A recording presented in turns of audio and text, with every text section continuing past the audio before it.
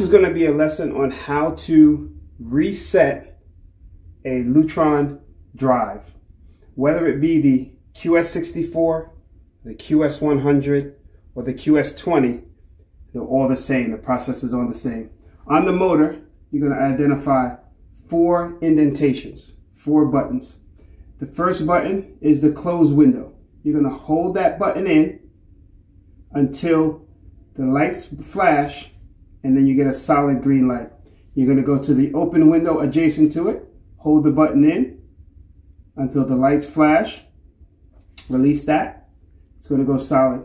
Come on the other side of the light, hit the clockwise button, hold that in until the lights flash, and then lastly the counterclockwise button, hold that button in till the lights start flashing.